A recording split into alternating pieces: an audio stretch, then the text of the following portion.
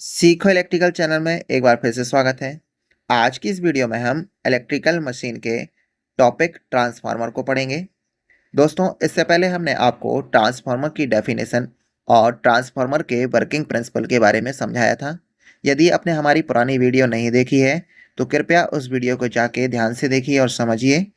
यहाँ पे हम ट्रांसफार्मर के क्लासिफिकेशन को पढ़ने जा रहे हैं। यहाँ पे हम देखेंगे अपने आउटपुट वोल्टेज के आधार पे जो ट्रांसफार्मर होते हैं वो कितने टाइप्स के होते हैं। तो दोस्तों, चलिए अपने वीडियो को स्टार्ट करते हैं। तो सबसे पहले हम देखते हैं on the basis of output voltage, यानी आउटपुट वोल्टेज के आधार पे ट्रांसफार्मर का वर्गीकरण। इसमें हमारे दो टाइप के ट्रांसफार्मर होते हैं, जो कि हमारा स्टेप अप ट्रांसफार्मर और स्टेप डाउन ट्रांसफार्मर होता है। यहाँ पे हम सबसे पहले समझने जा रहे हैं अपने एक स्टेप अप ट्रांसफार्मर को। तो दोस्तों, जो हमारा एक स्टेप अप ट्रांसफार्मर होता है, इसकी जो प्राइमरी साइड के जो नंबर ऑफ टर्न होते हैं वो कम होते हैं, और जो हमारी सेकेंडरी साइड के नंबर ऑफ टर्न होते हैं वो ज़्यादा होते हैं। इस तरह के जो ट्रांसफार्मर होता है उसको हम स्टेप अप ट्रांसफार्मर कहते हैं। दोस्तों, ये तो हमारे स्टेप अप ट्रांसफार्मर की सिंपल सी डेफिनेशन हुई। चलिए इसके आगे और समझते हैं हम। यहाँ पे हम जो हमारे ट्रांसफार्मर की जो टर्न है उसको हम एन से प्रदर्शित करेंगे, और जो हमारे ट्रांसफार्मर में उत्पन्न ईएमएफ है उसको हम ई से प्रदर्शित करेंगे, और जो हमारे ट्रांसफार्मर में अप्लाई वोल्टेज है उसको हम वी से प्रदर्शित करेंगे। तो जो हमारा एक स्टेप अप ट्रांसफार्मर होता है, सबसे पहले हम इसमें टर्न को देखते हैं। तो इसमें जो प्राइमरी टर्न होते हैं वो कम होते हैं, और जो हमारे सेकेंडरी साइड के टर्न होते हैं वो ज़्यादा होते हैं। इसके अलावा जो हमारे प्राइमरी साइड में जो ईएमएफ होता है वो हमारा कम होता है, और जो हमारा सेकेंडरी साइड में जो ईएमएफ होता है जिसको हम ई2 से लिख रहे हैं ये हमारा ज़्यादा होता है। इसी प्रकार जो हम प्राइमरी साइड में इसमें जो हम वोल्टेज अप्लाई करते हैं, यानी V1 जो होता है वो हमारा कम होता है, और जो हमारा सेकेंडरी साइड जो होता है उसमें जो वोल्टेज होता है वो हमारा V2 ज़्यादा होता है। यहाँ पे हमारा जो ट्रांसफार्मर रेशियो का फॉर्मूला होता है वो NS upon NP, VS upon VP, ES upon EP और IP अपॉन IS होता है।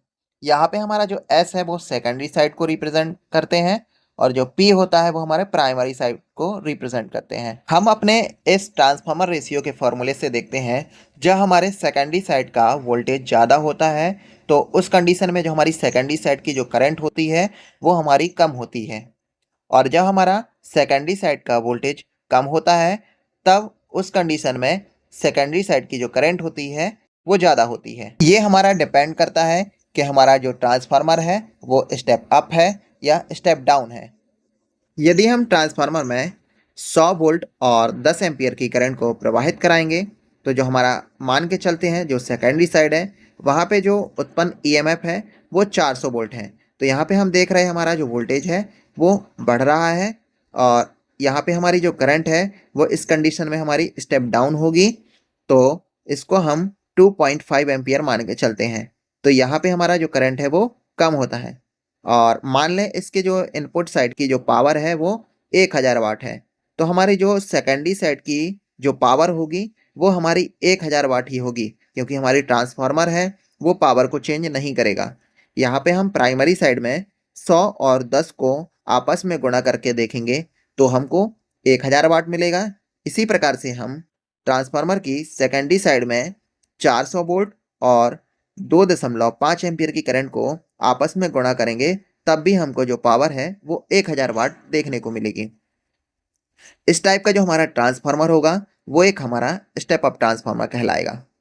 इसके बाद हम देखते हैं अपने स्टेप डाउन ट्रांसफार्मर को।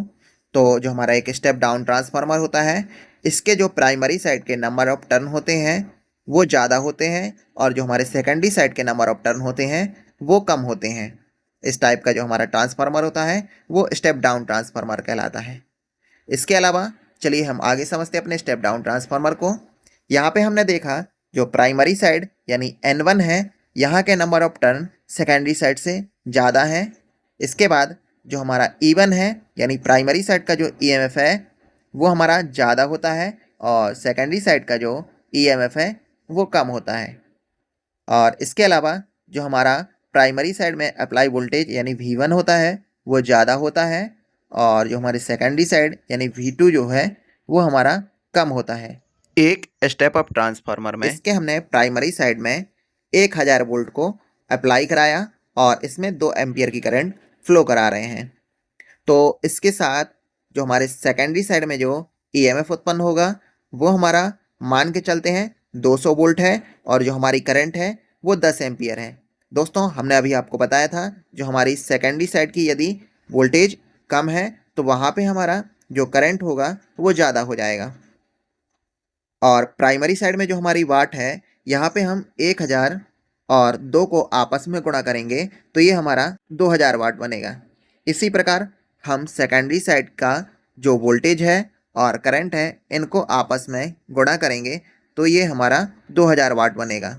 यहाँ पे हम देख पा रहे हैं कि जो हमारी वाट है वो कहीं पे भी चेंज नहीं होती। इसका मतलब ये है कि जो हमारा ट्रांसफार्मर है वो पावर को चेंज नहीं करता, ये खाली हमारे वोल्टेज और करंट को स्टेप अप और स्टेप डाउन करता है। इस टाइप का जो हमारा ट्रांसफार्मर होगा वो एक स्टेप डाउन ट्रांसफार्मर कहलाएगा। दोस्तों उम्मीद है कि आपको ये वीडियो समझ में आई होगी। इसके बाद हम अपने अगले टाइप को देखेंगे और ऐसी वीडियो हम आपके लिए लाते रहेंगे। तब तक के लिए आप हमारे चैनल से जुड़े रहिए। Thank you.